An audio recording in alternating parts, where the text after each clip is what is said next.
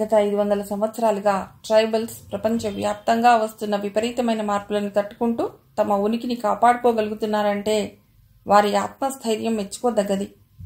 ప్రపంచ దేశాల్లో ఉన్న ట్రైబల్స్లోకెల్లా దక్షిణ ఆసియా ఖండంలోని భారతదేశం, బర్మా, పాకిస్తాన్, శ్రీలంక దేశాల్లో వీరు హిందూ, బుద్ధిస్ట్ కల్చర్స్ వల్ల తమ ఉనికిని ఈ రోజుకి చక్కగా కాపాడుకోగలుగుతున్నారు. అంతేకాదు, ఈ మత ప్రభావం వారి దైనందిన జీవితాల్లో అద్దం పట్టి ఆనాటి మన సంస్కృతిని గుర్తుకు తెస్తుంది. శ్రీలంక పరిసర కొండ ప్రాంతాల్లోని గిరిజనులు అట్టి సంస్కృతికి ప్రతిబింబాలు. వ్యవసాయం చేసే వారికి ప్రాముఖ్యం ఎక్కువ. మిగతా వారు కొండ ప్రాంతాల్లో దొరికే వస్తువులు తెచ్చి పట్టణ ప్రాంతాల్లో అమ్ముకుంటారు. అయినా వీరి జీవనం చాలా కష్టమయంగా ఉంటుంది. శ్రీలంక నుండి ఎగుమతి చేసే రబ్బరు మొదలైన వాటి ఖరీదు తక్కువ, దిగుమతి చేసుకునే ఆహార ధాన్యాల ఖరీదు ఎక్కువ అవటం చేత దేశంలో వ్యాపార సంబంధమైన ఆర్థిక దుస్థితి ఉంది. దాంతో పల్లె జనం, అతి తక్కువ శ్రేణికి చెందిన గిరిజన మొదలైన తరగతి ప్రజలు తిండికి కూడా ఇబ్బంది పడే పరిస్థితి ఉంది. వారు ఏవో పనులు చేసుకుంటూ పట్టణాలకొచ్చి పొట్టపోసుకుంటున్నారు. కొందరు గారడీలు చేస్తుంటారు, కొందరు పాములు నాడించి డబ్బులు చేసుకుంటారు, కొందరు అడవుల్లోని జంతువుల్ని, అంటే ఉదాహరణకి ఎలుగుబంటి లాంటి వాటిని తెచ్చి ఆడించి డబ్బులు అడుక్కోవటం లాంటి పనులపై జీవించేవాళ్లు కొందరు. వారి జీవనం దుర్భర దారిద్ర్యంతో ఉందనే చెప్పాలి. కొలంబోలో సమరసింఘని అరెస్ట్ చేసిన మర్నాడు అతను ఆ రోజు పోలీసు కస్టడీలో సెల్లోనే ఉన్నాడింకా. దాదాపు మధ్యాహ్నం కావస్తోంది. శ్రీలంకలో పాములకి బాగా ప్రసిద్ధి చెందిన అడవులున్నాయి. రకరకాల పాములు అడపాదడపా ఫారెస్ట్కి దగ్గరగా ఉన్న గ్రామాల్లోకి రావడం కద్దు. 2 అడుగుల నుండి 12-16 అడుగుల పొడవుగల పాములు కూడా ఉన్నాయి. రక్తపింజరి, నాగులతో పాటు అక్కడ ప్రఖ్యాతిగాంచిన శివసర్పం. ఈ పాము తల మీద అడ్డగీతలుంటాయి. కొలంబో వీధుల్లో ఆ రోజు 2 పాముల వాళ్ళు రకరకాల పాముల్ని ఆడిస్తున్నారు. 2కి పొడవుపాటి జోలెలున్నాయి. ఆ జోలెల్లో 10 పెట్టెలున్నాయి. ఒక్కో పెట్టెలో ఒక్కో పాముంది. 2 దృఢంగా ఉన్నారు. చేతులకి రకరకాల తాయెత్తులున్నాయి. గిరిజాల జుట్టు దువ్వి వెనక ముడివేసేవారు. చెవులకి తమ్మంట్లున్నాయి. చేతికి వెండి కడియం, దళసరిగా ఉన్న ముద్దు చెప్పులు, ముతక పంచె, దానిపై అటువంటిదే ఒక చొక్కా ధరించారు. చేతుల్లో నాగస్వరం కాయ. చూడండి బాబు, చూడండి, ఇది రక్తపింజరి. చూశారా ఎర్రగా ఎట్లా ఉందో? ఇది గరిచిందా మరుక్షణం రక్తం కక్కుకుని సావలసిందే అనగానే వారి చుట్టూ ముగిన జనం భయంతో 4 అడుగులు వెనక్కేశారు. అది గమనించి వాళ్ళు నవ్వుతూ, భయపడకండి, దాన్ని మంత్రకట్టుతో బంధించాం, ఇది ఇప్పుడు ఎవ్వరినీ ఏమీ చేయలేదు అన్నాడు. తర్వాత 2 తలల పాముని బయటికి తీశాడు. చూశారా, ఇది శిఖండి, దీని 2 తలలు చూడండి అంటూ 2వ తలను కర్రముక్కతో కదిపాడు. అది బాగా మత్తుగా ఉంది, ఆడటం లేదు. దాన్ని వదిలేసి మరో బుట్ట తెరిచాడు. మూత తెరిచి తెరవటంతోనే అది బుస్సు బుస్సుమంటూ వాడి మొహం మీద పడగతో కొట్టబోయింది. దాని పడగపై అడ్డగీతలున్నాయి. దాని దెబ్బను తెలివిగా తప్పుకుంటూ వాడు దాని మూతిపై చురుగ్గా ఓ దెబ్బ వేశాడు. అది ఒక్క క్షణం తలవాల్చింది. తర్వాత చువ్వున తలెత్తింది. అతడు చుట్టూ మూగిన వారికి చూపుతూ, చూడండి బాబు, చూడండి, ఇది అచ్చంగా ఆదిశేషుడికి తమ్ముడు.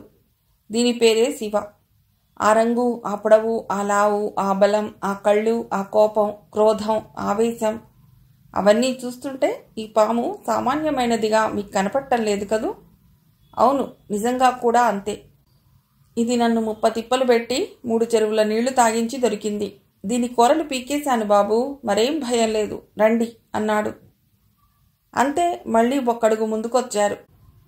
పాములవాడు నాగస్వరం ఊదుతూ దాని చేత ఆడించాడు.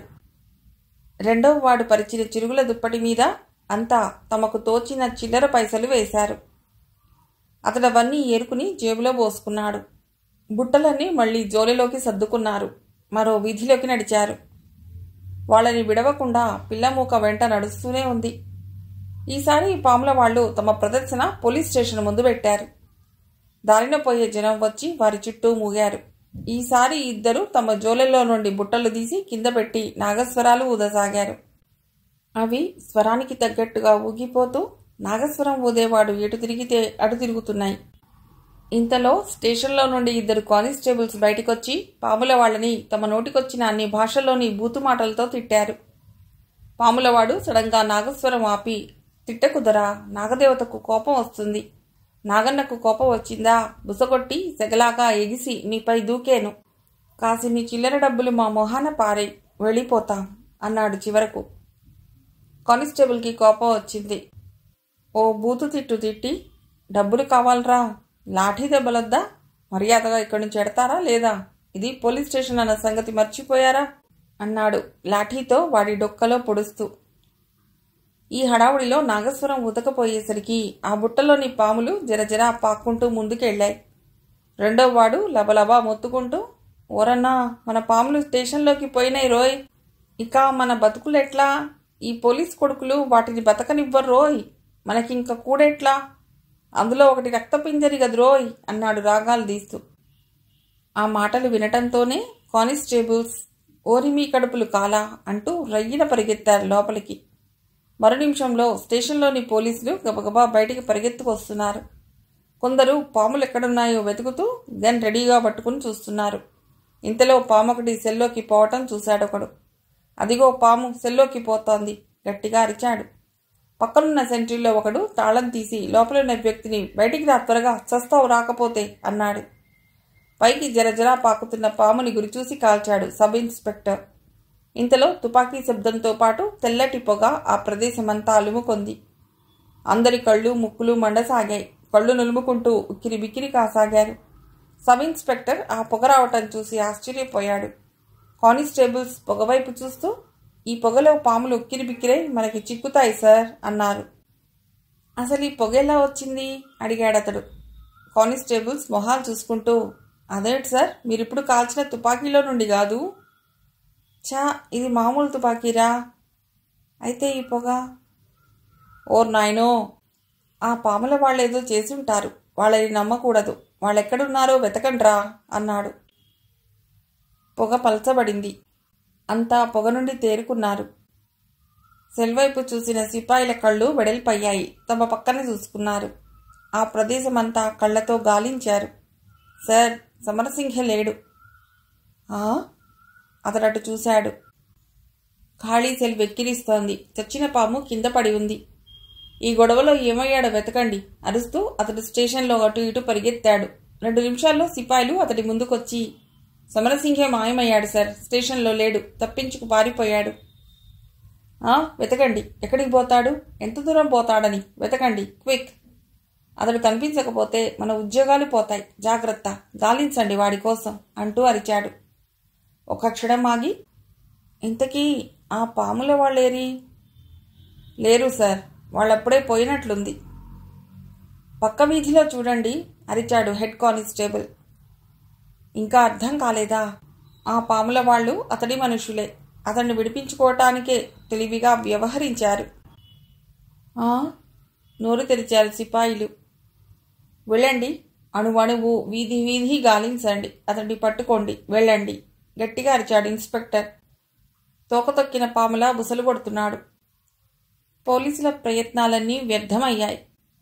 ఎంత గోప్యంగా ఉంచినా ఈ విషయం పీవీపీకి తెలిసిపోయింది. మళ్లీ గొడవలు మొదలయ్యాయి. పీవీపీ నాయకులు పేపర్ స్టేట్మెంట్లు ఇవ్వసాగారు. ప్రభుత్వ రాచకం నశించాలి, కసాయి ప్రభుత్వం దమన నీతికి స్వస్తి చెప్పాలి. నరరూప రాక్షసులైన పోలీసులే సమరసింహను పొట్టన పెట్టుకుని పారిపోయాడంటున్నారు, మేమిది సహించం. ఇలాగే ఎందరో విద్యార్థుల్ని ఇంట్రోగేషన్ పేరుతో ప్రభుత్వం కొన్ని రోజుల పాటు సెల్లో ఉంచి చిత్రహింసలతో చంపింది. మరెందరో ప్రజాప్రతినిధుల్ని అరెస్ట్ చేసి అయిపు లేకుండా చేశారు. ఎందరో ఆఫీసర్లను అనుమానితులంటూ అరెస్ట్ చేసి చంపేశారు. వారి గురించి అడిగితే పారిపోయారన్నారు. వారంతా నిజంగా పారిపోతే వారి భార్యా పిల్లలనో తల్లిదండ్రులనో కలుసుకోకుండా ఉండగలరా? లేదు, ఇవన్నీ కట్టుకథలు. ఈ కాకమ్మ కథలు నమ్మే స్థితిలో ప్రజలిప్పుడు లేరు. ఆ మధ్య యూనివర్సిటీ పిల్లలు తమ ముఖాలకి మాస్కులు వేసుకుని చర్చల్లో ఎందుకు పాల్గొన్నారో తెలుసా? ప్రభుత్వం ఎక్కడ తమను గుర్తుపెట్టుకుని తర్వాత ఏదో నేరం మోపి అరెస్ట్ చేసి చంపేస్తారని. ఈ దారుణాలు ఈ గడ్డ మీద ఏ పసిపిల్లనడిగినా చెప్తుంది. మా నాయకుడు నిజంగా పారిపోయే ఉంటే ఈసరికే మమ్మల్ని కలుసుకునేవాడు. ఇంతవరకు మా దగ్గరికి రాలేదంటే అది మీ ఘనకార్యమే. 24 గంటల లోపుగా సమరసింహ మా దగ్గరికి రాకపోతే జరిగే దారుణాలకి మేం బాధ్యులం కాదు. ఆ పేపర్ స్టేట్మెంట్ చదివిన స్థితబోధి పిడికిళ్ళు బిగుసుకున్నాయి. రాస్కిల్స్, చెప్పినా నమ్మరు, నిజం చెప్పినా నమ్మరు. ఆ ఇడియట్ ఎలా పారిపోయాడు? నిన్న డ్యూటీ ఎవరిది? ఆ సబ్ ఇన్స్పెక్టర్ని, సెంట్రీలని పిలిపించండి. కర్కశంగా ఉంది అతడి కంఠం. 10 నిమిషాల్లో అక్కడ కాపలా ఉన్న 4 సెంట్రీలు, సబ్ ఇన్స్పెక్టర్ అతడి ముందు తీసుకురాబడ్డారు. స్థితబోధి వాళ్ల వైపు చూస్తూ, ఒక వ్యక్తికి ప్రొటెక్షన్ ఇవ్వలేని మీరు దేశ ప్రజలనేం ప్రొటెక్ట్ చేయగలరు? ఏనాడైనా పోలీస్ స్టేషన్ ముందు పాముల వాళ్ళు వచ్చి ఆడించడం జరిగిందా? అంత ధైర్యం ఉందా?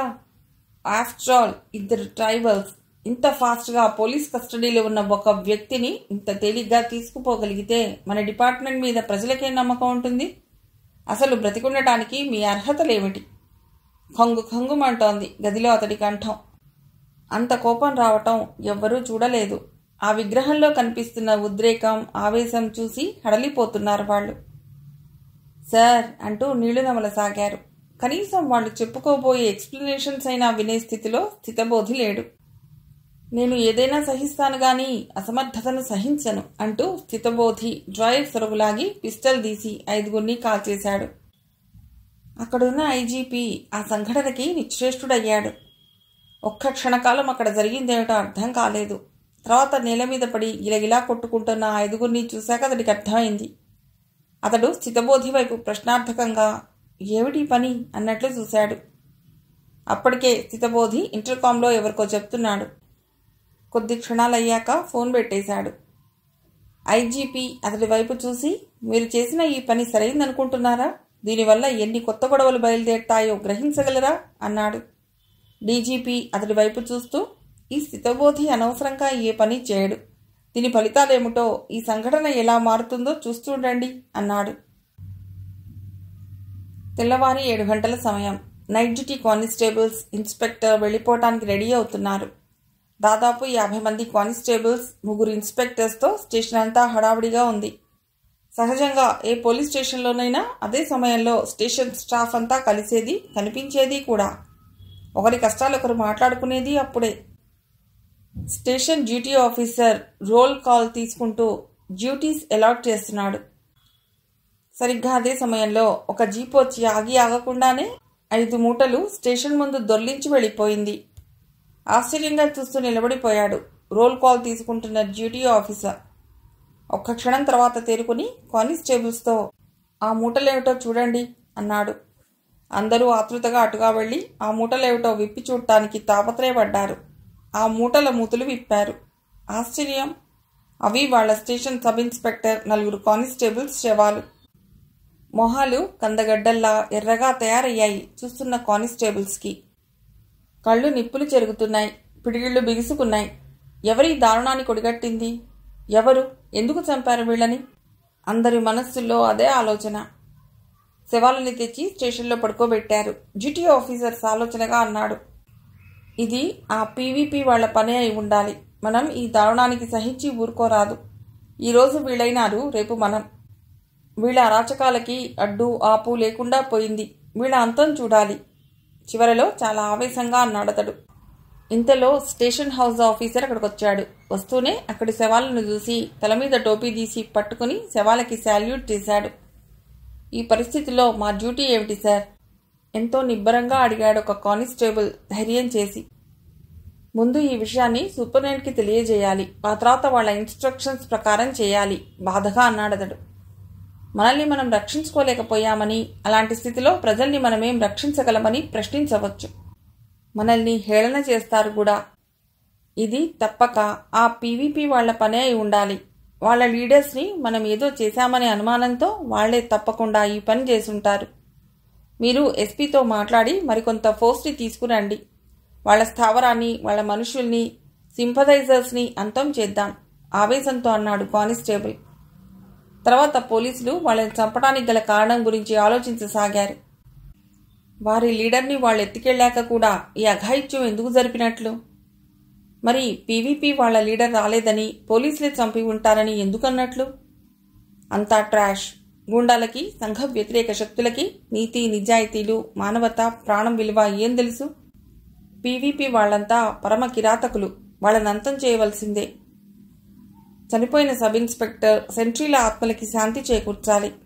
కానిస్టేబుల్స్ ఈ రకంగా చనిపోయిన వారి గురించి మాట్లాడుకోసాగారు. అయితే స్థితబోధికి అంతుపట్టని విషయం ఏంటంటే సమరసింహని ఎవరెత్తికెళ్లారు? పీవీపీ కాకపోతే మరెవరు? అహింసావాద పీవీపీ వాళ్ళకంత ధైర్యం ఎక్కడిది? టెర్రరిస్ట్లా? వాళ్ళకేం అవసరం? సింహళ సపోర్టర్సా? స్థితబోధి ఒక్క క్షణం ఆలోచించి ఫోన్ చేశాడు. అట్నుంచి వచ్చిన సమాధానం విని ఆశ్చర్యపోయాడు. మరతన్ని ఎవరు తీసుకెళ్లారు? సింగపూర్ రౌడీయా? వాడికేం పని? అసలు ఈ సింగపూర్ రౌడీ ఎవరు? అన్నీ ప్రశ్నలే, జవాబులు రానివి. కందిరీగల తుట్టెలా కదిలిస్తే చాలు 1,00,000 ఒకదానికొకటి గొలుసులా తగులుతున్నాయి. అతనికి చాలా చిరాగ్గా అనిపించింది. దేశంలోని ఈ పార్టీల వాళ్ళందరినీ ఏదో మిష మీద ఒకచోట చేర్చి ఒక్క బాంబేసి చంపేయాలన్నంత ఆవేశంగా ఉంది. ఏదో ఒక కొలిక్కిరాని ఆలోచనలు మెదడును కొరికేస్తున్నాయి. అదే సమయంలో అనురాధాపురా నుండి వచ్చే దారిలో రోడ్డు మీద 3 అంబులెన్స్లు పెడుతున్నాయి. సిటీ ఇంకా 40 కిలోమీటర్ల దూరంలో ఉండగానే ఒక అంబులెన్స్ డోర్ తెరుచుకుని ఒక మొండెం మైలురాయి దగ్గర పడింది. ఆ మొండానికి చేతులు నరికివేయబడ్డాయి, తల తీసివేయబడింది. 2వ మైలురాయి రాగానే అలాంటి మొండమే మరొకటి మైలురాయి దగ్గర పడింది. పైనుండి జీప్ ఒకటి వస్తున్నది. అంబులెన్స్లో నుండి మైలురాయి దగ్గర ఏవో పడటం గమనించాడు డ్రైవర్. అతను స్పీడ్ పెంచాడు. అంబులెన్స్లని దాటుకుని పోయింది జీప్. అంబులెన్స్ కనుచూపు మేర దాటగానే మైలురాయి దగ్గరకు వచ్చి ఆగింది జీప్. జీప్ దిగి వచ్చిన అతడు ఆశ్చర్యంగా చూశాడు మొండాన్ని. మహాభయంకరంగా ఉందది. అతడు ఒక క్షణం ఆలోచించి జీప్ ఎక్కి ముందుకు వెళ్ళాడు. ఆ తర్వాతి మైలురాయి దగ్గర అటువంటిదే మరో మొండెం పడింది. జీప్ రివర్స్ చేసుకుని మాక్సిమం స్పీడ్తో అంబులెన్స్లను కలుసుకునేందుకు ప్రయత్నిస్తున్నాడు. దారిలో ప్రతి మైలురాయి దగ్గర ఓ శవం పడి ఉంది. మహా దారుణంగా చంపివేయబడినది. అతడి కింది పెదవి కొన పంటి కింద నలుగుతోంది. కనుబొమ్మలు ముడిపడ్డాయి ఆలోచనలతో. 35 మైళ్ళ దూరంలో 35 మైలు రాళ్లొచ్చాయి. మైలురాయికి ఒక శవం చొప్పున 35 శవాలను అతడు చూశాడు. అంబులెన్స్లు ప్రభుత్వ గవర్నమెంట్ హాస్పిటల్వి. మొండాలు వాటిలోకి ఎలా వచ్చాయి? ఎవరి శవాలు? ఎందుకు చంపారు? అంబులెన్స్లు ఊళ్ళోకి ప్రవేశించాయి. జీప్ వాటిని వెన్నంటి వస్తోంది వారికి తెలియకుండా. నేరుగా హాస్పిటల్ ముందాగవలసిన అంబులెన్స్లు పోలీస్ స్టేషన్ ముందాగాయి. అంబులెన్స్ల డ్రైవర్లు 3 స్టేషన్లోకి వెళ్లారు. 2 నిమిషాలు గడిచాయి. బయటకెవరూ రాలేదు. పోలీసులెవరూ బయట లేరు. జనం ఎవరి పనుల మీద వారు బిజీగా వెడుతున్నారు. జీప్లోంచి దిగాడతడు. అంబులెన్స్ల వైపు వచ్చాడు. వాటిల్లో ఒక దాంట్లో 2 గోతాలు కనిపించాయి. గోతాల మీద ఎర్రటి మరకలు, నిండు ఎరుపు రంగు పులిమినట్లు ఉన్నాయి. అట్టలు కట్టి ఉంది రక్తం.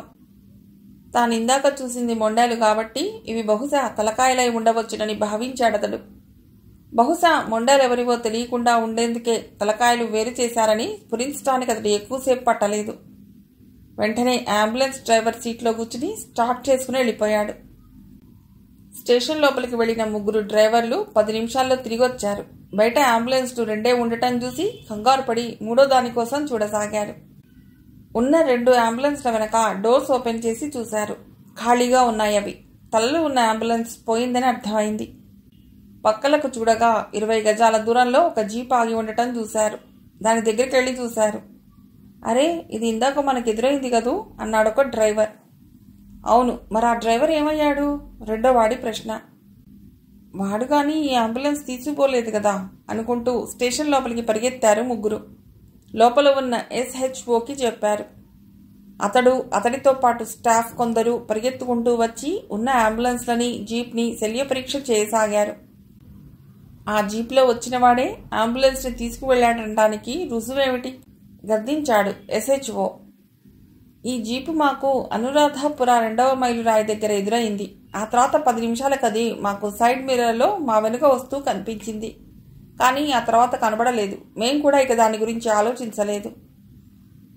స్టూపిడ్స్, ఎవడో మీకెదురై తిరిగి 10 నిమిషాల్లో మీ వెనకే మిమ్మల్ని వెన్నాడితే పట్టించుకొని మీరెందుకు పనికొస్తారు? లోపలికి నడవండి అన్నాడు. వాళ్ళు 3 ఆందోళనగా తలంచుకుని లోపలికి వెళ్లారు. SHO జీప్ నెంబర్ చూసి లోపలికి వచ్చాడు. SHO డిస్ట్రిక్ట్ ట్రాన్స్పోర్ట్ అథారిటీకి టెలిఫోన్ చేసి నంబర్ నోట్ చేసుకున్నాడు. అగంతకుడు వదిలి వెళ్ళిన జీప్ నంబర్ చెప్పాడతడు. నాకు 10 నిమిషాల్లో ఈ జీప్కి సంబంధించిన పూర్తి డీటెయిల్స్ కావాలి. ఓకే సార్ అని ఫోన్ పెట్టేశాడు ట్రాన్స్పోర్ట్ ఆఫీసర్. SHO ఫోన్ పెట్టేసి డ్యూటీలో ఉన్న సర్కిల్ ఇన్స్పెక్టర్ని పిలిచాడు. అతనొచ్చి శాల్యూట్ చేసి నిలబడ్డాడు. ఆ అంబులెన్స్ డ్రైవర్లు 3 సెల్లో వేయి. ఈ సంగతి ఐజీపీకి తెలియపరిచి ఆయన ఇన్స్ట్రక్షన్స్ ప్రకారం ఫాలో అవుదాం అన్నాడు. 3 డ్రైవర్లని సెల్లో వేశారు. వాళ్ళు తమకేమీ తెలీదని ప్రాధేయపడుతున్నా వినిపించుకోలేదు SHO. అతడేదో అనబోయేంతలో మోగింది ఫోన్. అది ట్రాన్స్పోర్ట్ అథారిటీ నుండే. ఎస్ ఫోన్ ఎత్తాడు SHO. అవతల నుండి ఆ జీప్ మీ DIG గారిది సార్ అన్నాడు. చీకటి రాక్షసి జడలు విప్పుకున్నట్లుంది. స్ట్రీట్ లైట్స్ లేవు. ఇళ్లలో దీపాలు కూడా ఆర్పేసినట్లున్నారు. అంతా గాఢంధకారం. తలలున్న గోతాల్ని తీసుకుని వ్యాన్ ఓ లో క్లాస్ పీపుల్స్ ఉండే లొకాలిటీలోకి వచ్చింది. 4 నిమిషాల తర్వాత వ్యాన్ ఓ పెంకుటింటి ముందు ఆగింది. అందులో నుండి దిగిన అగంతకుడు ఎటూ చూడకుండా తలంచుకుని గబగబా 2 అంగల్లో గుమ్మం సమీపించి చిన్నగా తట్టాడు. 1/2 నిమిషంలో తలుపు తెరుచుకుంది. అతడు లోపలికి అడుగుయడం ఆలస్యం. తలుపులు మూసుకున్నాయి. ఆ వెలుతుల్లో అక్కడున్న వారంతా అతన్ని చూశారు. స్కంద అతన్ని చూసి, ఎవరు ఇక్కడికి ఎలా రాగలిగావు ఆశ్చర్యంగా చూస్తూ అడిగాడు. నేనెవరినో తర్వాత చెప్తా గాని బయట వ్యాన్లోని తలలు మీ వాళ్లవేనేమో లోపలికి తెచ్చి చూసుకోండి అన్నాడతడు. అతడి పైకి దూకబోయే అనుచరుల్ని ఆపుతూ స్కంద, వెళ్ళి ఆ తలల్ని తీసురండి అన్నాడు ఆందోళనగా. నిన్నటి నుండి తమ వాళ్లు కొందరు కనబడటం లేదు. తను వారికి ఇంకా ఏ అసైన్మెంట్ అప్పగించలేదు. రోజు మాదిరిగా వారి కార్యాలయానికి రాలేదు సరికదా. తామెక్కడున్నది, ఏం చేస్తున్నది తనకి కనీసం ఖబురైనా చేయలేదు. ఇది తమ రూల్స్కి విరుద్ధం. పార్టీ రూల్స్కి కనబడని వాళ్లు కఠినంగా శిక్షించబడతారని అందరికీ తెలుసు. తెలిసి వాళ్లు ఎలాంటి కమ్యూనికేషన్ తనకు అందివ్వలేదంటే వాళ్ళేదో ప్రమాదంలో చిక్కుకున్నట్లే. తాను ఆ విషయమే ఇప్పుడు చర్చించబోతున్నాడు. ఇంతలో ఇతనొచ్చాడు. స్కంద అనుచరులిద్దరూ చిన్నవి 2 గోతాలు లోపలికి తెచ్చి దొర్లించారు. తాటికాయల్లా దొర్లిన తలకాయల్ని చూసి కెవ్వున అరిచారు వాళ్ళు. ఎన్నెన్నో నేరాలు ఘోరాలు చేశారు. కానీ ఇంత అమానుషాలనెన్నడూ చూడలేదు. ఇది మానవజాతి మానవత్వాన్ని సవాలు చేస్తున్న ఘోర దుర్ఘటన. మనసులో నుండి మమత, జాలి, సోదరభావం మొదలైన పదాల్ని అడుగంట తుడిచివేసే రాక్షస క్రియ ఇది. ఆ తలలని గుర్తించిన అతడి అనుచరులు బోరుబోరుమని ఏడ్చారు. స్కంద మోకాళ్లపై కూలబడి ఓ తలను చేతిలోకి తీసుకుని వెక్కి వెక్కి ఏడ్చాడు. అది అతడి భావమరిది. అతడి చెల్లెలికి పెళ్ళై 2 నెలలైనా కాలేదు. ఆమె నుదుటి కుంకుమ ఇలా రాలిపోయింది. స్కంద కళ్ళు మండుతున్న సూర్యగోళాలయ్యాయి. అతడు తలెత్తి అగంతకుడి వైపు క్రూరంగా తీక్షణంగా చూశాడు. చటుక్కున లేచి అగంతకుడిపై విరుచుకుపడ్డాడు. కానీ వచ్చిన వ్యక్తి చలించలేదు. అతడిని వెనక్కి నెట్టాడు. ఆ మాత్రానికే అతడు అల్లంత దూరాన పడ్డాడు.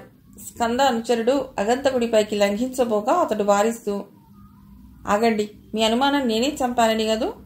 మీరింత తెలివి తక్కువ వాళ్ళు కాబట్టే శత్రువు మిమ్మల్ని ఇంత తేలిగ్గా దెబ్బతీయగలిగింది. నేనే చంపి నేనే ఎందుకు తెస్తాను? అనురాధపురం నుండి వెడుతుంటే దారిలో అతడు జరిగిన సంగతంతా చెప్పాడు. స్కంద అతడిని చూస్తూ, నువ్వు ఆ రోజు సేవాగ్రామం దగ్గర మమ్మల్ని కొట్టినవాడివి కదూ? అవును, మీ ప్రతాపం ఆడపిల్లల మీద చూపిస్తుంటే ఊరుకోలేక వచ్చాను. వాళ్ళు ఆడపిల్లలు కాదు, ఆడచిరుతలు. ఇంకెప్పుడు వాళ్ళ జోలికి పోకండి.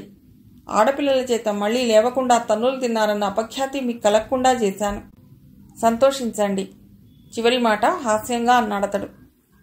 వాళ్ల ముఖాల్లో రోషం మెదిలింది. Forget it brothers, now what can we do? నువ్వు మా వాడివెలా అవుతావు? మాకు శత్రువ్వి అన్నాడు స్కంద అనుచరుడు. నో, నేను మీలాంటి వారికెవ్వరికీ శత్రువుని కాదు. నేను అవినీతికి, అధర్మానికి, అసత్యానికి, రాక్షసత్వానికి శత్రువుని. మీకు మిత్రుణ్ణి, మీ వాణ్ణి. అయితే నా అనుమానం నిజమేనన్నమాట. వీళ్ళు మీ వాళ్లే. సంభ్రమంగా అతడి మాటలు వింటున్న వాళ్ళకి కళ్ళు మళ్లీ నీళ్లతో నిండాయి తమ వారి దుస్థితికి. అతని ఆజానుబాహు రూపం, ఆ నోటి నుండి వస్తున్న మాటలు వారిని మెస్మరైజ్ చేశాయి. అతడు తమ కంటే అధికుడిగా వాళ్లకు కనిపించాడు. నువ్వెవరు? నీ పేరేమిటి? మాకు సాయం చేయాలని నువ్వెందుకు అనుకుంటున్నావు? అడిగాడు స్కంద. మీకు ఈ మధ్య మందుగుండు సామాగ్రిని ధన సహాయం చేసేవాళ్ళని మీరు ఈ ప్రశ్న అడిగితే ఏం చెప్పారు వాళ్ళు? కంగు తిన్నాడు స్కంద. ఎంతో గోప్యంగా ఉంచబడ్డ విషయం. కేవలం తనకు, సమరసింహకు తప్ప మరొకరికి తెలియదు. అలాంటిది ఇతడికి ఎలా తెలిసింది? ఇతడెవరో సామాన్యుడు కాదు. వాళ్ళు మాకు మిత్రులే. నేను అలాంటి వాణ్ణే. నా పేరు అగ్ని అంటూ అతడొచ్చి స్కంద పక్కన కూర్చుని, ఇప్పుడు మీరు ఆలోచించవలసింది మీ నాయకుడు ఏమయ్యాడోనని. ఒకవేళ అతన్నెవరైనా కిడ్నాప్ చేసినా వాళ్లకు ఉపయోగం ఏమిటి? పోలీసులే చంపి ఉంటే వాళ్ళకి లాభం ఏమిటి? ఇటీవల జరిగిన పోలీస్ అధికారుల హత్యకి మీ నాయకుడికి సంబంధం ఉందా? ఈ హత్యలు ఆ హత్యలకి ప్రతీకారమా? ఒక్కసారి ఆలోచించండి. నిజానికి ఎవరు ఎవరిని చంపుతున్నారు అన్న ప్రశ్నలకి సమాధానాలు పూర్తిగా దొరికిన తర్వాత ఓ నిర్ణయానికి రండి. దయచేసి తొందరపడకండి. అసలు మీరంతా ఇలా చెదిరిపోవటానికి కారణం ఏమిటి? మీకు ధన సహాయం, ఆయుధ సహాయం చేసే శక్తి వెనకుంది. మరి మీరెందుకు పరాజితులవుతున్నారు? అడిగాడు అగ్ని. ఈలోపుగా కొందరు ఆ తలలను లోపలికి తీసుకెళ్లారు. అక్కడంతా నీరు పోసి శుభ్రంగా కడిగారు. స్కంద మనస్సు 10 సంవత్సరాల వెనక్కి వెళ్ళింది. అప్రయత్నంగా ఆనాటి విషయాలు అతడి నోటి నుండి రాసాగాయి. ఈ ప్రజా విముక్తి పార్టీ సదుద్దేశంతో స్థాపించబడింది. కొన్ని వందల సంవత్సరాలుగా కలిసి మెలిసి జీవిస్తున్న సింహళులకు, తమిళులకు మధ్య స్పర్ధలు సృష్టించబడ్డాయి. తమతో సమానంగా అన్ని రంగాల్లో అభివృద్ధి పదంలో పయనిస్తున్న తమిళుల్ని చూసి సింహళీయులకి కన్నుగుట్టింది. అప్పటిదాకా తమకు పోటీ లేదు. నేడు విద్య, వైజ్ఞానిక, వ్యాపార రంగాలన్నిటా తమిళులు తమకు సాటిగా, దీటుగా, అంతకన్నా మిన్నగా ఉండటం చూసి సహించలేకపోయారు. మేమెక్కడి నుంచో వచ్చి తమ దేశ వనరుల్ని, సంపదని అనుభవిస్తున్నామని కక్షగట్టి కత్తి కెరవేయసాగారు. మేమెక్కడి నుంచొచ్చాం? ఈ గెడ్డ మీది వాళ్లమేగా. ప్రభుత్వం సింహళులది కావటంతో వివక్షత చూపసాగారు. అది అన్ని రంగాల్లో ప్రకృత రూపం దాల్చి విలయ తాండవం చేస్తోంది. ఇవన్నీ నాకు తెలుసు. మీరెందుకిలా అయిపోయారన్నదే నా ప్రశ్న. అదే చెప్పబోతున్నా. మా పార్టీలో చేరిన వారంతా సింహళ, తమిళ విభేదాలకి బలైన వారు. శ్రీలంక అధికారుల దౌష్ట్యానికి ఉద్యోగాలు పోగొట్టుకున్న వాళ్ళు. ఆ ఉద్యోగాలు కూడా వీళ్ళు తమిళులైనందువల్లనే పోయాయి తప్ప మరో కారణం లేదు. చదువుల్లో వివక్షత చూపించారు. 100కి 70%, 80% మార్కులు తక్కువగా కాకుండా వచ్చిన అనేక మంది తమిళ విద్యార్థులకి కాలేజీల్లో, యూనివర్సిటీల్లో సీట్లు లేవు. అదే 40% వచ్చిన అనేక మంది సింహళ విద్యార్థులకి పిలిచి సీట్లు ఇచ్చారు. ఈ ప్రభావం అనేక వేల మంది విద్యార్థుల మీదే కాక వారి తల్లిదండ్రుల మీద కూడా పడింది. తమిళులకు ప్రత్యేక వసతులు కల్పించడం కోసమే అడ్మినిస్ట్రేటివ్ పాలసీ అనే పేరుతో, మాకు ప్రత్యేక రిజర్వేషన్లు కల్పిస్తామనే పేరుతో తయారు చేశామని చెప్పే ఈ కొత్త అడ్మినిస్ట్రేటివ్ పాలసీ నిజానికి మా అందరి జీవితాలకది గొడ్డలి పెట్టు. అవును, అది నిజమే అన్నాడు వింటున్న అగ్ని. అంతేనా?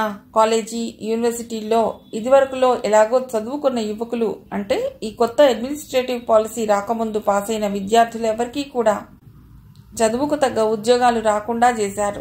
4వ తరగతి స్థాయి ఉద్యోగం కూడా రాలేదు. ఆర్మీలో కానీ, పోలీసు శాఖలో కానీ, నేవీలో కానీ చేరటానికి మేము అప్లికేషన్లు పెట్టుకుంటే కనీసం వాటిని పరిశీలించకుండా బుట్టదాఖలు చేశారు. ఎందుకని? మేం తమిళులమని. తమిళులెవ్వరికీ అధికార యంత్రాంగాల్లో స్థానం ఉండరాదు. అది వాళ్ల ధ్యేయం. స్కంద పక్కనున్న యువకుడు ముందుకు జరిగి, తమిళులంతా దేశం వదిలి వెళ్లిపోవాలని, ఈ దేశం కేవలం సింహళీయులదేనని వీళ్లు చేస్తున్న వాదన వింటుంటే ఆశ్చర్యం వేస్తుంది. ఒకవేళ ఇది మా దేశం కాకపోతే ఈ దేశం సింహళీలకు కూడా సంబంధించింది కాదు. అవును, సింహళీస్కి హక్కుంటే మాకు ఉన్నట్లే. 1850 ప్రాంతంలో ఇది కూడా భారత్తో పాటు బ్రిటిష్ వారి పాలనలో ఉన్నప్పుడు మా తాత ముత్తాతలు ఈ దేశంలో ఉన్న రబ్బరు, టీ, కాఫీ తోటల్లో పనిచేయటానికి భారత్ నుండి పిలిపించబడ్డారు. అప్పటి నుండి ఇక్కడే అనేక పనులు చేసుకుని జీవితం వెళ్లబుచ్చుకుంటున్నారు. బ్రిటిష్ వారిని ఇక్కడి నుండి వెళ్లగొట్టే ప్రయత్నంలో మా పూర్వీకులు ప్రధానమైన పాత్ర వహించారు. నిజానికి ఇప్పుడు సింహళులని చెప్పుకునే వీరు దేశ స్వతంత్రం కోసం పోరాడింది అతి తక్కువ. ఈ దేశంలో ఉండటానికి, పూర్తి స్వాతంత్రం అనుభవించటానికి నిజానికి వారికన్నా మాకు నైతిక హక్కెక్కువ. మాకంటే కొన్ని వందల సంవత్సరాల కిందట వాళ్ళొచ్చారు ఈ దీవి మీదికి. అంతా భారత్ నుండి వచ్చిన వాళ్లమే, కొద్దిగా ముందు వెనక, తేడా అంతే. ఆపాడతడు. అగ్ని వారి వైపు చూసి చిరునవ్వుతో, అయితే తగాదా వెనుక ముందు వచ్చిన వాళ్ల మధ్య అన్నమాట అన్నాడు. అంతేకాదు, ఈ దేశంలో అభివృద్ధి చెందిన ప్రతి అంగుళంలోనూ మా భాగం ఉంది. అటువంటిది ఈ దేశాన్ని వదిలి గత 200 సంవత్సరాలుగా ఎటువంటి సంబంధం లేకుండా వదిలేసి వచ్చిన భారత్కు మేమెందుకు వెళ్ళాలి? వాళ్ళు మమ్మల్ని 2వ తరగతి పౌరులుగా చూడరని గ్యారెంటీ ఏమిటి? స్వంత దేశంలోనే మా స్థితి ఇలా ఉంటే ఆ దేశంలో మా పరిస్థితి ఏమిటి? ఆవేశంగా అడిగాడు ఆ యువకుడు. అతడు ఆవేశపట్టంలో అర్థం ఉంది. అగ్ని ఓదార్పుగా అతడి భుజం తట్టాడు. స్కంద ఆవేశం ఆగటం లేదు. కొన్నేళ్లుగా అతడి కడుపులో రగులుతున్నది ఈ ఆవేశం. అది ఈరోజు వెళ్ళగక్కబడింది. ఈ కొత్త పరిశీలనా విధానం వలన యువకుల విషయంలో జరిగిన అన్యాయం ఇలా ఉంటే పారిశ్రామికంగా మట్టుకు మనకెంత అన్యాయం జరిగింది అని అగ్నివైపు చూసి, మీరు వినవలసింది అసలు ఇది.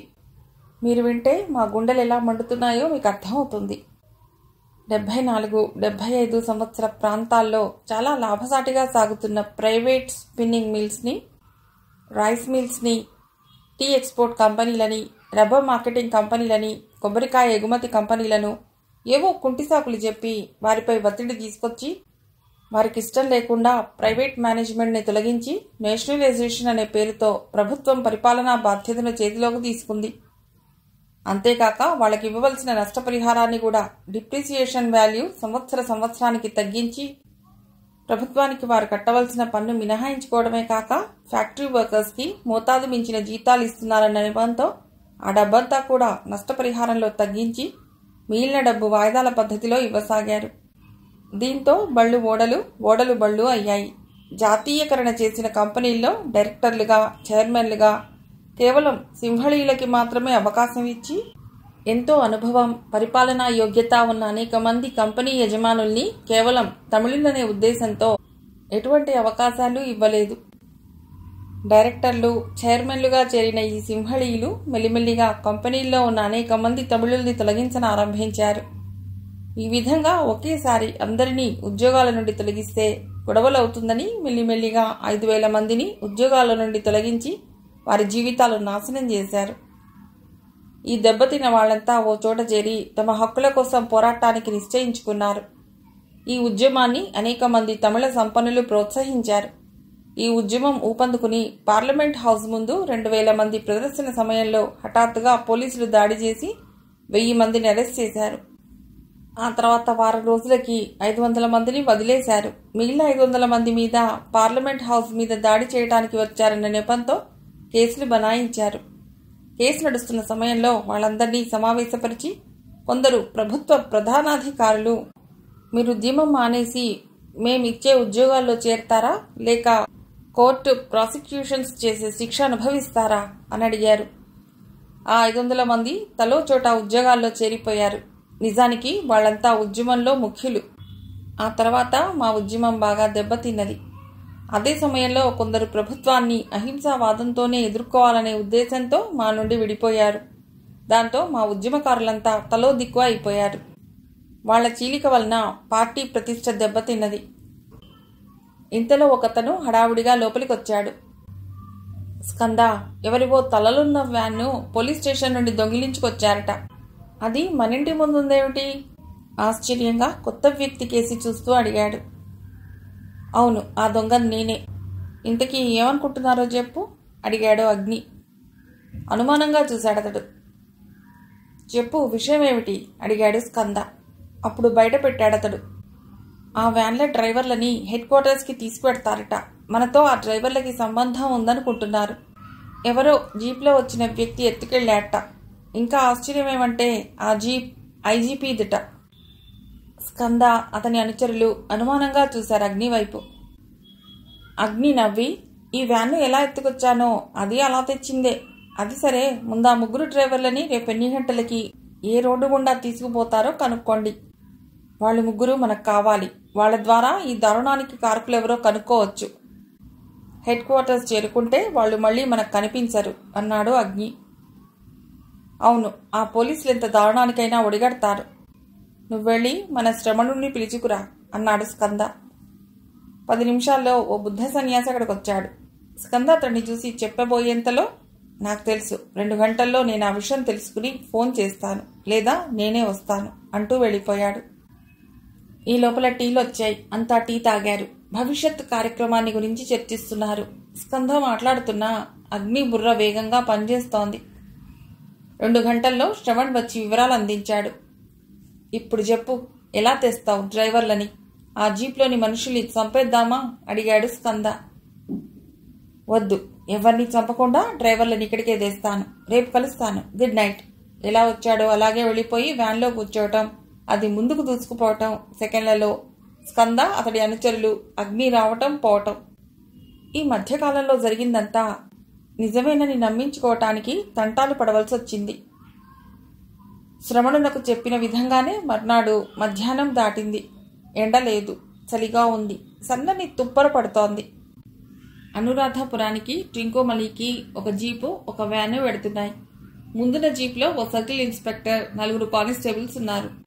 వెనక వస్తున్న వ్యాన్లో డ్రైవరు, అతడి వెనక డోరు ఉంది. ఆ పక్కనే ఉన్న క్యాబిన్లో డ్రైవర్లు 3 కూర్చున్నారు. డ్రైవర్లకి, వ్యాన్ నడిపే డ్రైవర్కి మధ్య డోర్ వేసి ఉంది. ట్రింకోమాలి ఇంకా 10 కిలోమీటర్ల దూరంలోకి వచ్చింది. కనుచీకటి పడింది. క్యాబిన్లోని డ్రైవర్లు తాము చేసిన తప్పేం లేకపోయినా తమ పైకి వచ్చిన ఈ కేసును ఎలా మాఫీ చేయించుకోవాలో, ఏం చేస్తే తమ ప్రాణాలు దక్కుతాయో తెలియక తల్లడిల్లిపోతున్నారు. డ్రైవర్ ఒక్కడే అయితే వాణ్ణి తన్ని పారిపోయేవారే. కానీ ముందు మెషిన్ గన్స్తో జీప్లో ఉన్న సర్కిల్ ఇన్స్పెక్టర్ యముడిలా కనిపించాడు వాళ్ల కళ్ళకి. కన్నీళ్లు తుడుచుకుంటూ ప్రాణాలపై ఆశలు వదులుకుని కూర్చున్నారు 3. ఇంతలో వ్యాన్ కీచుమనే శబ్దంతో ఆగింది.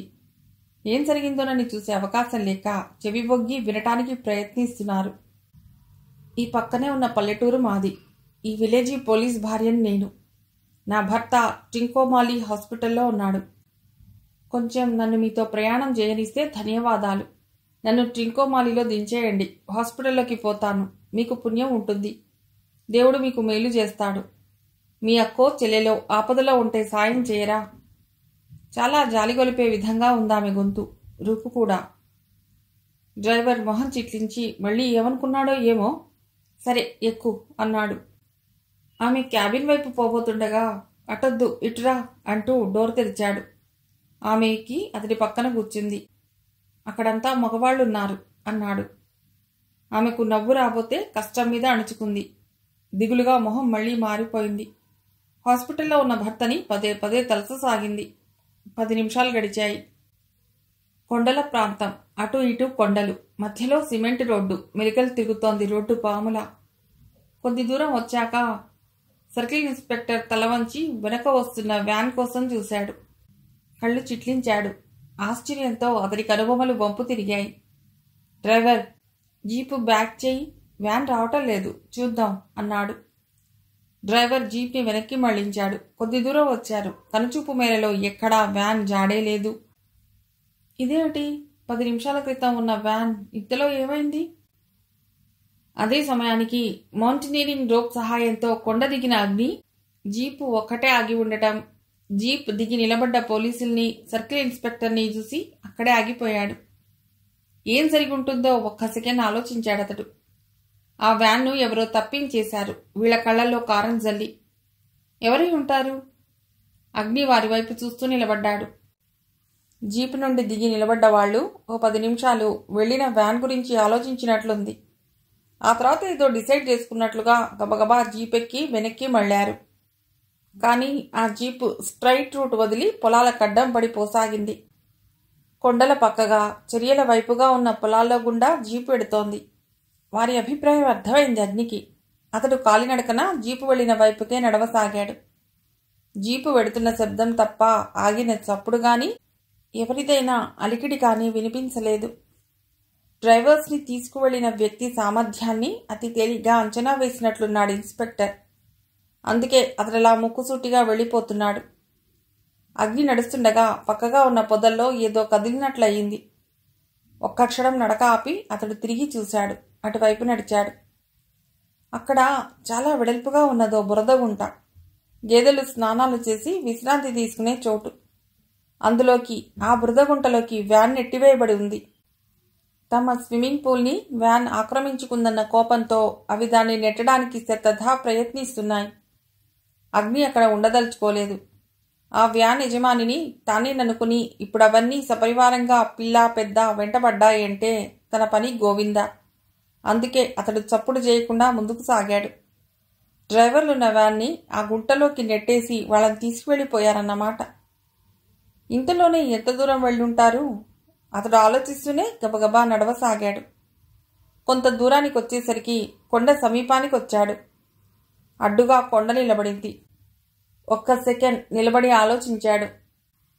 వచ్చిన దారినే వెనక్కి రాసాగాడు. పొలాల్లో నుండి చీలిన కాలిబాట గుండా వేగంగా నడవసాగాడు. ఇన్స్పెక్టర్ జీపు పొలాల్లో నుండి వెళ్లి కొండను చుడుతూ పోయే హైవే ఎక్కి వేగంగా అవతల పక్కకి తిరుగుతోంది. అగ్ని ఆ కాలిబాటను నడుస్తూ ఆగిపోయాడొక చోట. అక్కడున్న చెట్లన్నీ చిందరవందరగా విరిగిపోయాయి. కార్పెట్లా ఉన్న గడ్డి బాగా నలిగిపోయింది. కొమ్మలన్నీ తొక్కినట్లుగా వంగిపోయాయి. గేదెలు కుమ్ములాడుకున్నాయా? కాదు, బలవంతులైన మగవాళ్ళెవరో కొట్టుకున్నారు. పరిశీలిస్తున్న అగ్ని ఓ కొమ్మకి గుచ్చుకున్న గుడ్డపీలిక చూశాడు. దగ్గరికి వెళ్ళి అది చేతిలోకి తీసుకున్నాడు. అది నీలరంగు మీద చమ్కీ పులు కుట్టింది. ఆ గుడ్డముక కేసి చూసి మరోసారి పరిసరాలు పరీక్షించాడు. ఎవరో దుర్మార్గులు ఆడపిల్లని అల్లరి చేసినట్లున్నారు. అల్లరేనా? అన్యాయం కూడా జరిగిందా? అతడు చాలా నిశితంగా ఆ ప్రదేశాన్ని పరిశీలించాడు. పగిలిన ఆకుపచ్చని గాజు ముక్కలు కనిపించాయి. సందేహం లేదు, ఎవరో దుర్మార్గులు ఓ ఆడపిల్లని. అతడి ఆలోచనల్ని అంతం చేస్తూ అక్కడి కొమ్మ ఎల్ షేప్లో వంగి ఉంది. అది గమనించి అతడు కనుబొమ్మలు ముడిచాడు. వెంటనే ఆ పరిసరానంతా కలియ తిరిగాడు. మరో చోట కూడా ఇలాగే ఎల్ షేప్లో వంగి ఉందో కొమ్మ. అతడు గబగబా ఇంకా ముందుకు నడిచాడు. ఎరుపు తెలుపు రంగుల్లో పెద్దవి చిన్నవి కొన్ని పూసలు అక్కడక్కడా పడి ఉన్నాయి. ఆ పూసల దండ తెంచబడింది. ఆ గడ్డి మీద రక్తం కూడా పడి ఉంది. రక్తం బొట్లు బొట్లుగా కారిన ఆధారాలక్కడ కనిపించాయి. రక్తం కంటపడగానే అతడి కళ్ళు ఎర్రబడ్డాయి. అతడికి ఏమాత్రం జాగు చేయక ఆ దారి వెంటే నడిచాడు. అతడు ఆ దారి చివరకంటా వెళ్లేసరికి రోడ్ వచ్చేసింది. రోడ్ ఎక్కాక ఎటు వెళ్లాలో తెలియలేదు. సిటీలోకి వెళ్లే దారిని వదిలి దానికి ఆపోజిట్గా ఉన్న వైపు నడక సాగించాడు. అతడలా నడిచి అరణ్య ప్రాంతం వైపు వచ్చేశాడు. తెలిసిన దారిలా అతడు అడవిలో నిర్భయంగా నడుస్తున్నాడు. చీకటి పడకముందే ఆ అడవంతా దట్టంగా చెట్లతో కప్పబడి చీకటిలా మారిపోయింది. దూరంగా నక్కలెడుతున్నాయి. పెద్ద పెద్ద పాములు చెట్ల కొమ్మల మీద నుండి జారుతూ బుసలు కొడుతున్నాయి. లేళ్లు కుందేళ్లు ఆ బుసలకి దూరంగా భయంతో పరిగెడుతున్నాయి. అతడు సరైన దారి చూసుకుంటూ ఏ జంతువు వాత పడకుండా అడుగుల శబ్దం పెద్దగా కానివ్వక చేతిలో చిన్న పెన్ టార్చ్తో ముందుకు సాగుతున్నాడు. ఓ గంట అతడిలా నడవటమే ధ్యేయమన్నంత స్థిరంగా వేగంగా నడిచాడు. అల్లంత దూరంలో మిణుకుమిణుకుమనే వెలుతురు కనిపించింది. అది చూడగానే అతడు మరింత వేగంగా ఉత్సాహంగా ముందుకెళ్లాడు. ఆ కాంతి దగ్గరయ్యే కొద్దీ అవి కొన్ని టెంట్స్గా అనిపించాయి అతడికి.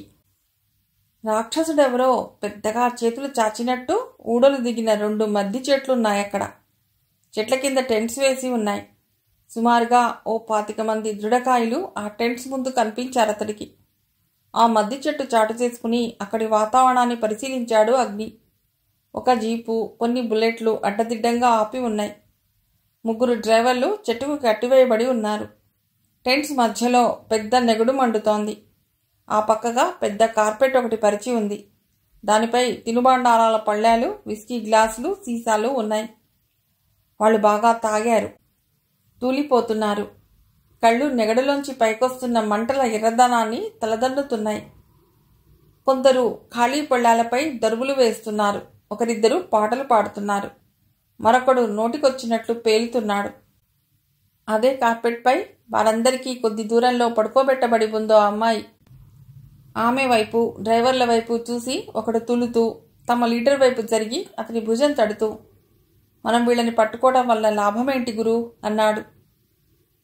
లాభనష్టాల విషయం మనది కాదు, పైవాళ్లది. వీళ్ళని తెమ్మన్నారు, తెచ్చాం, అంతవరకే మన డ్యూటీ. ఆ మీద వాళ్ళ డ్యూటీ చెప్పాడు తాగుతూ లీడర్. డ్యూటీ ఏమో గాని ఈ బ్యూటీని వదిలేదెలా అడిగాడతడు ఆమెను చూపుతూ. గుంపులో నుండి ఒకడు ఆమెను చూస్తూ, అవును, ఈ బ్యూటీని వదలకూడదు, మనకు కావాల్సిందే. అవును, కావాలి. బాగా తిన్నాం, తాగాం, మంచి నిషా మీదున్నాం, కాబట్టి ఇప్పుడు మనకేం కావాలి అడిగాడొకడు. ఖుషీ కావాలి, కోరస్గా అన్నారంతా. లీడర్ వారి వైపు చూస్తూ, రే, ఆ పిల్లకేమైనా అయితే బాస్ మనల్ని చంపేస్తాడ్రా అన్నాడు. చంపని, క్షణక్షణం ఇలా చస్తూ బతికే కంటే ఈ బ్యూటీని అనుభవించాక చస్తేనే, అందులోనే సుఖం, అదే మోక్షం. అయినా ఇంతమందిమి ఒక్కత్తి కదరా, ఎలా అడిగాడొకడు తూలుతూ లేచొచ్చి. ఒకరి తర్వాత ఒకరం. అయితే లాస్ట్ వాడికి మిగిలేది శవమే. మరి ఎవరు ముందో ఎవరు చివరో ఎలా రా తేలేది? తాగిన మైకంలో ఉచ్చనీచాలు మరిచి నోటికొచ్చినట్టు పేలుతున్నారు. ఇంతలో ఒకడు తమకం పట్టలేక స్పృహలేని స్థితిలో ఉన్న ఆమెకు దగ్గరగా జరిగాడు. నీడలు తేలుతూ అద్దాల్లా మెరిసే చెక్కీళ్లపై చెయ్యుంచబోయాడు. రెండోవాడా చెయ్యి లాగేసి తన చేత్తో ఆమె చెంపలు నిమరబోయాడు. ఈ లోపల మరికొందరు ఆమె చుట్టూ మూగారు. మిఠాయి ఉండ చుట్టూ ఈగలు చేరినట్టు ఆమె కాళ్ల దగ్గర నుండి తల దాకా చుట్టూ చేరి కూర్చున్నారు. ఆమె వైపు ఆశగా, కోరికగా చూడసాగారంతా. ఆమె సౌందర్యానికి నిర్వచనంలా ఉంది. ముట్టుకుంటే మాసిపోయేలా ఉంది.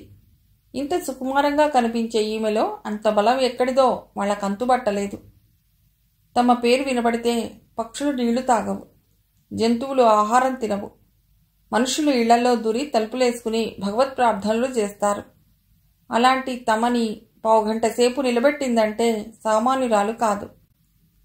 సున్నితంగా ఉన్న ఆ తనులత యవ్వన కాంతితో వికసించిన పూదివ్వెలా ఉంది.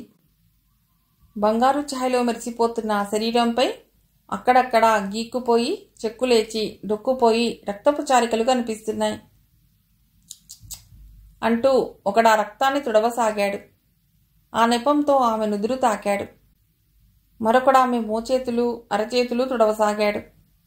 ఈ బంగారు బొమ్మ మన ప్రాంతానిది కాదు, ఎక్కడ్నుంచొచ్చిందో అన్నాడొకడు ఆమెను తదేకంగా చూస్తూ. నిజమే అన్నారు మిగతా వాళ్ళు ఆమెను చూస్తూ. ఇంకా దెబ్బలు ఎక్కడెక్కడ తగిలాయో చూద్దామా అడిగాడు. అవును, చూద్దాం అన్నారంతా. వెంటనే పగలబడి బిగ్గరగా నవ్వారు. ఆ నవ్వులకి అడవిలోని చెట్టపై గూళ్లలో తల్లిరెక్కల చాటున హాయిగా నిద్రపోతున్న పక్షి పిల్లలు కూడా జడుసుకుని వెర్రికేకలు వేస్తున్నాయి. డ్రైవర్లు ముగ్గురు జరగబోయే ఘాతుకాన్ని చూడలేక కళ్ళు గట్టిగా మూసుకున్నారు. ఆమెపై కోపం ఉన్నా ఆ సమయంలో వారికి ఆమె పట్ల జాలి వేసింది. అగ్ని మెల్లిగా వారికి సమీపంలో ఉన్న చెట్లెక్కి వారి వైపుగా వంగిన కొమ్మ మీదికి పాకుతూ వచ్చి ఆ కొమ్మపై బల్లిలా బోర్లా పడుకున్నాడు.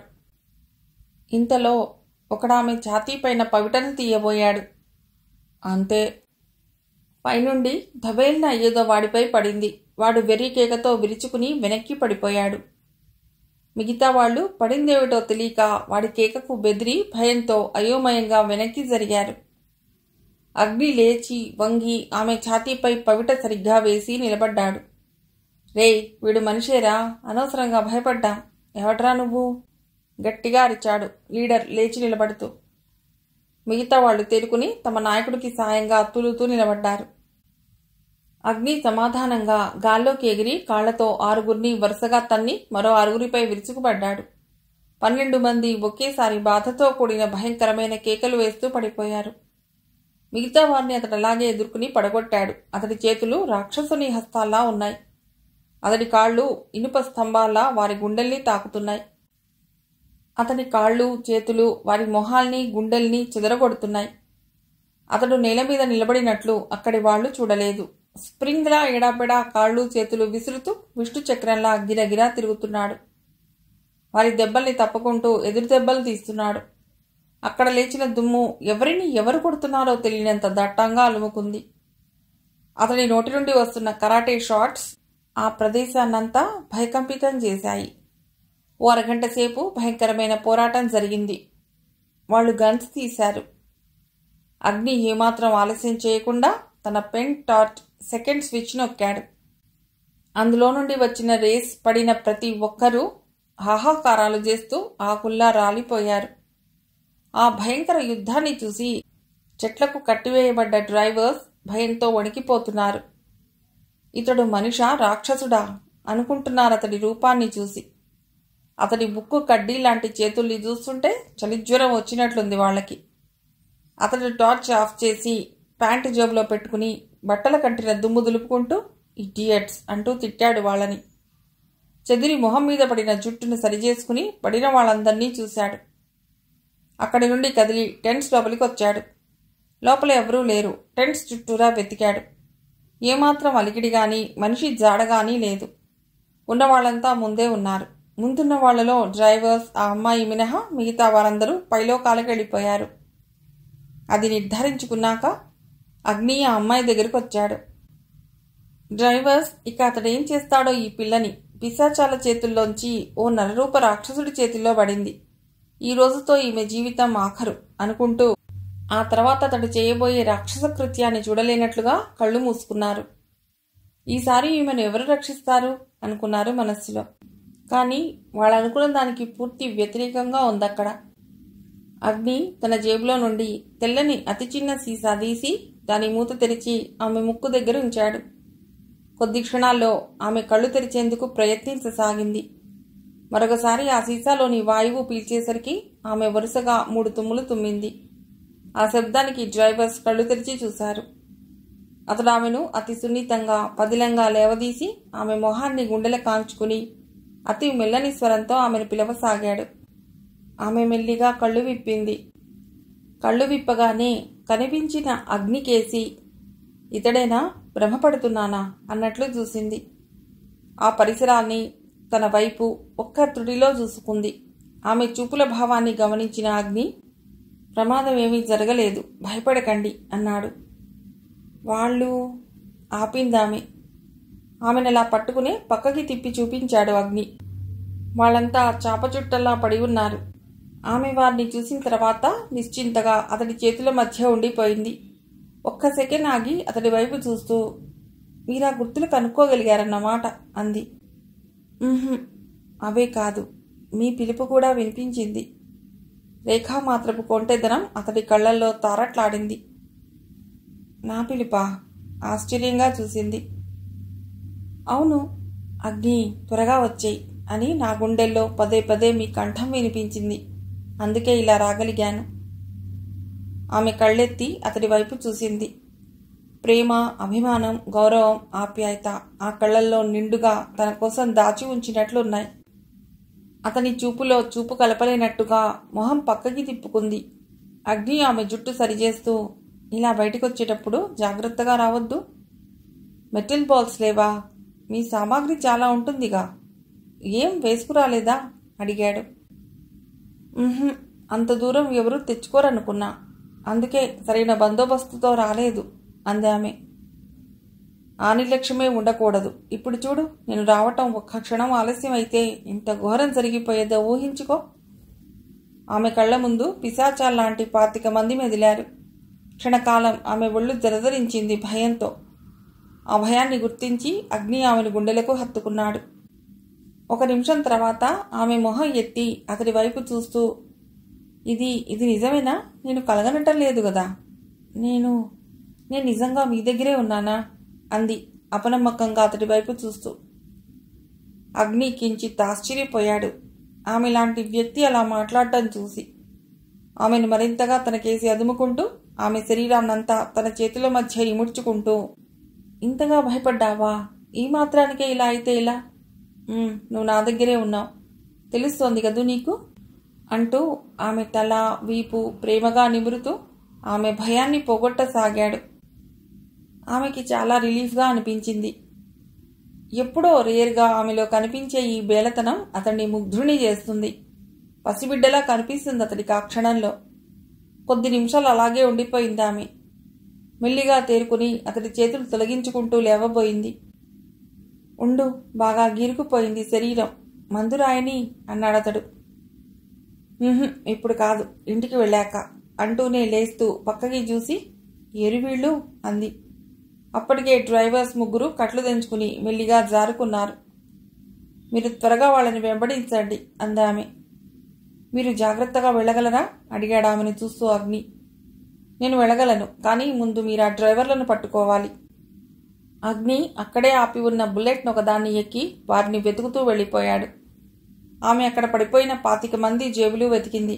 కొన్ని కాగితాలు, పర్సులు, డైరీలు, తాళం చేతులు దొరికాయి. తర్వాత టెంట్లో వెతికింది. 2 బ్రీఫ్ కేసులు కనిపించాయి. దొరికిన తాళం చెవులతో వాటిని తీయటానికి ప్రయత్నించింది.